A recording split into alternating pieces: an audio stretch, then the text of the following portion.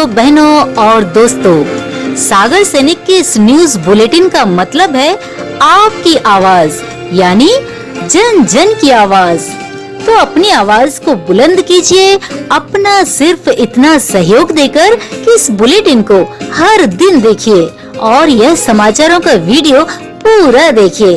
अब देखते हैं 8 AM न्यूज बुलेटिन, आपका अपना न्यूज बुलेटिन सागर सैनिक। कोरोना पॉजिटिव घर पर रहकर करा सकेंगे इलाज, घर पर मिलेगी चिकित्सीय सहायता। भोपाल। देश प्रदेश में लगातार बढ़ रहे संक्रमितों के आंकड़ों के बाद सरकार ने अब होम आइसोलेशन की गाइडलाइन में बदलाव किया है। अब कोरोना पॉजिटिव, कोविड-19 पॉजिटिव रिपोर्ट आने के बाद भी मरीज घर पर रहकर ही अपना इलाज करा सकेंगे, साथ ही उनको घर पर चिकित्सीय सहायता मिलेगी। केंद्रीय स्वास्थ्य मंत्रालय द्वारा लक्षण रहित एसिम्प्टोमेटिक कोविड-19 के पॉजिटिव मामलों को भी होम आइसोलेशन के विकल्प दिए जाने के निर्देश दिए गए हैं। लक्षण रहित केस पर लागू। देश में बड़ी संख्या में लक्षण रहित केसेस के दृष्टिगत पूर्व में जारी कोविड-19 के रोगियों के लिए होम आइसोलेशन संबंधी निर्देशों को पुनरीक्षित कर ये निर्णय लिया गया है। आयुक्त स्वास्थ्य डॉक्टर संजय गोयल ने सभी कलेक्टर, मुख्य चिकित्सा एवं स्वास्थ्य अधिकारी, सिविल सर्जन सह मुख्य अस्पताल अधीक्षक तथा अध्यक्ष नर्सिंग होम एसोसिएशन को होम आइसोलेशन संबंधी दिशा निर्देश का पालन करने के निर्देश दिए हैं। होम आइसोलेशन पात्रता निर्देशानुसार लक्षण रहित, पूर्व रोग सूचक, अति मंद लक्षण वाले कोविड-19 संक्रमित व्यक्ति को घर पर सेल्फ आइसोलेशन की समुचित व्यवस्था, जिसमें पृथक कक्ष एवं शौचालय की उपलब्धता होने पर उसे होम आइसोलेशन का विकल्प दिया जा सकता है।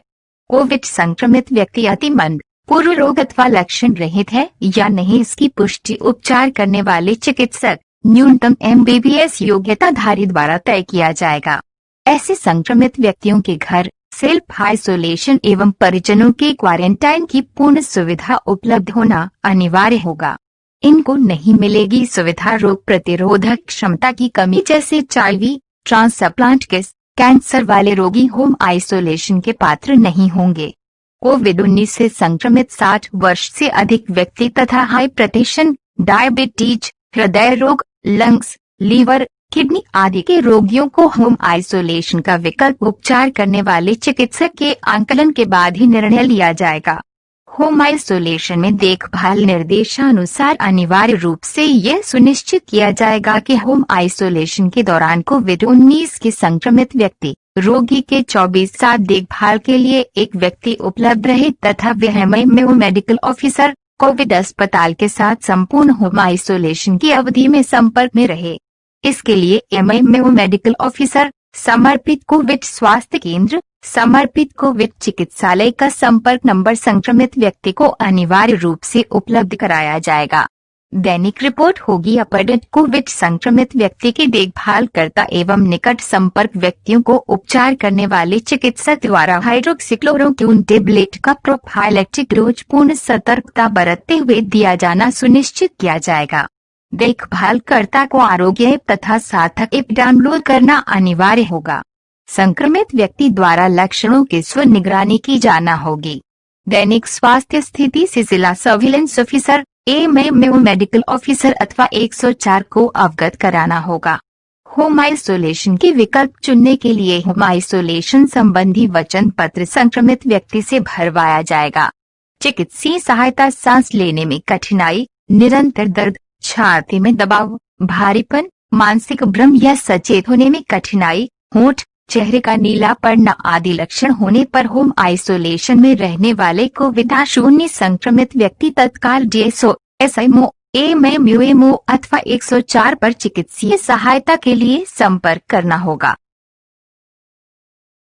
कोरोना से भी खतरनाक है कीड़े से फैलने वाला नया वायरस। बीजिंग के दुनिया भर के लोगों को अभी तक कोरोना से राहत मिली नहीं कि चीन में फिर से एक नए वायरस ने जन्म ले लिया है। चीन में अब चिकयानी कीड़े से वायरस फैल रहा है।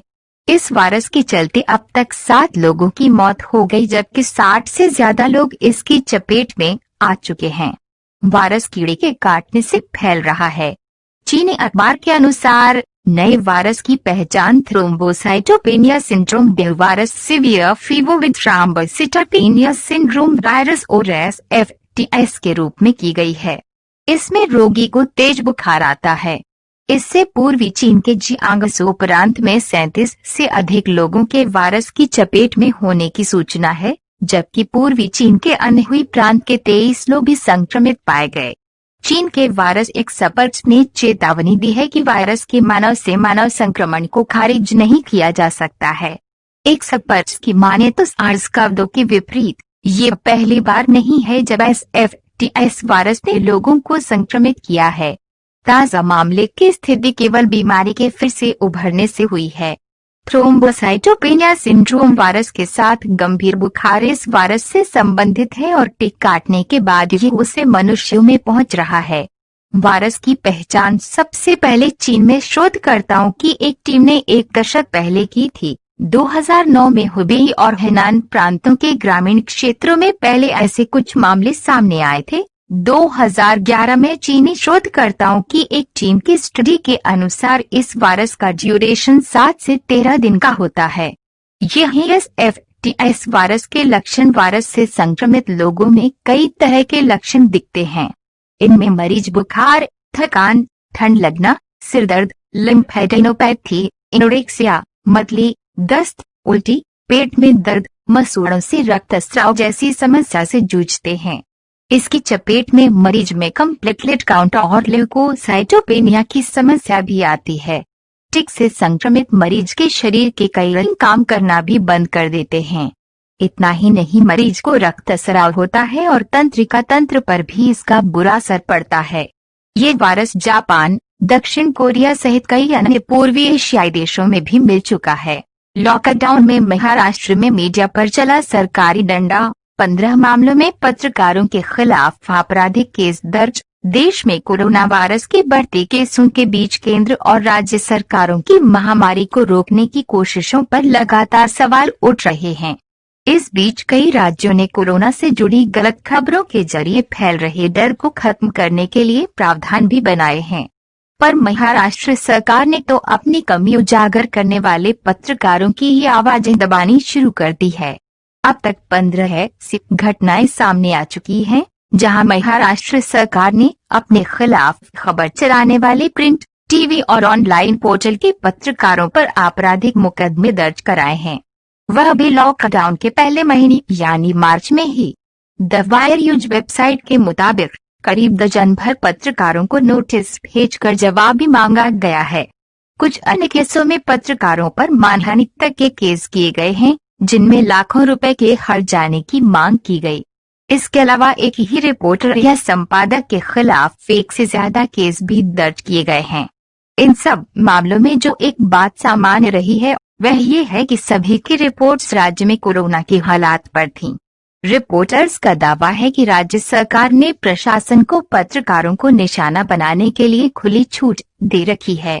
बताया गया है कि मार्च से ही पुलिस ने अब तक लॉकडाउन के नियम तोड़ने के लिए 1.3 लाख केस दर्ज किए हैं और करीब 28,000 लोग जेल भेजे जा चुके हैं।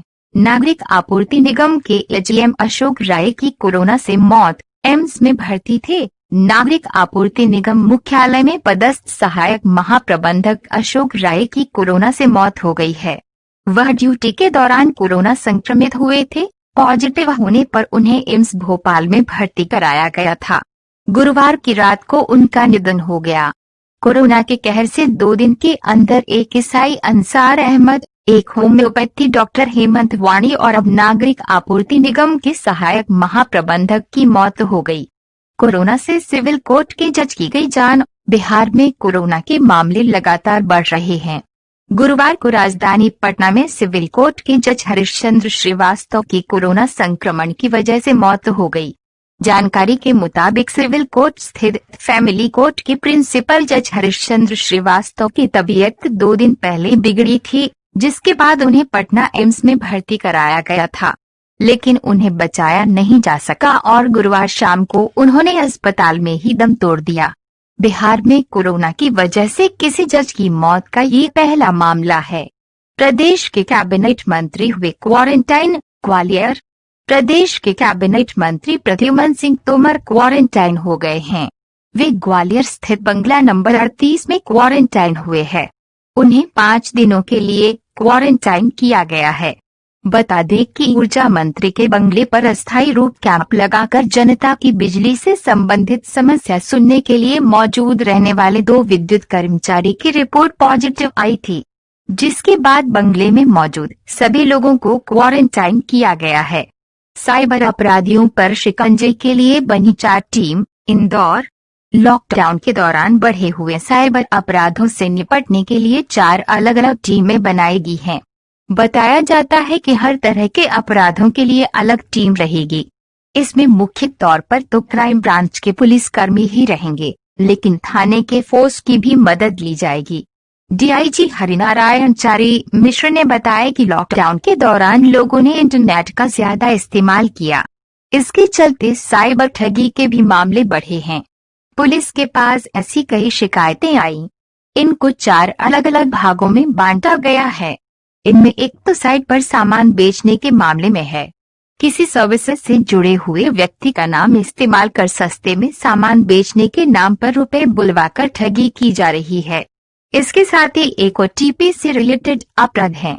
वहीं तीसरा लिंक भेजकर ठगी करने वाले और चौथा यूपीआई के जरिए वारदात करने के मामले हैं। चारों मामलों में जांच के लिए अब अलग अलग टीमें बनाई गई हैं। ये टीमें केवल एक ही तरह की शिकायतों की जांच करेंगी। इनमें वैसे तो मुख्य तौर पर क्राइम की ही टीम रहेगी, लेकिन जिस थाना क्षेत्र का अपराध है उस थाने के अफसर को भी लिया जा सकता है। हर तरह के अपराधों के लिए देश के अलग अलग हिस्सों में अपराधी हैं। एक स्थान के बदमाश एक विशेष तरह का ही अपराधी किया करते हैं। पुलिस ने कुछ स्थानों को चिन्हित किया है और उन पर नजर भी है। जल्द ही बड़ी कार्यवाही की जाएगी। लौकी में छिपाकर ले जा रहे थे 20 लाख रुपए का गांजा। नारकोटिक्स विंग इंदौर ने शुक्रवार को अंतर्राज्यीय तस्कर गिरोह का खुलासा किया।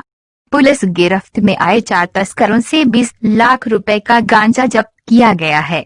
आर्याबी सब्जी की आड़ में 80 किलो गांजा छिपाकर इंदौर में सप्लाई देने आए हुए थे। आरोपियों के तार मप्र सहित अन्य प्रदेशों के तस्करों से जुड़े हुए हैं। पुलिस इनसे पूछताछ कर रही है। नारकोटिक्स विंग के अनुसार मुखबिर से सूचना मिली थी कि 4 तस्कर पिकअप में लौकी के बीच में गांजे को छिपाकर ले जा रहे हैं। सूचना के बाद टीम ने घेराबंदी कर वाहन को रोका तो उसमें से बहुत सारी लौकी मिली। लौकी के पैकेट खोलकर चेक किया तो इनके बीच 80 किलो गांजा मिला। पुलिस के अनुसार गांजे की कीमत 20 लाख रुपए है।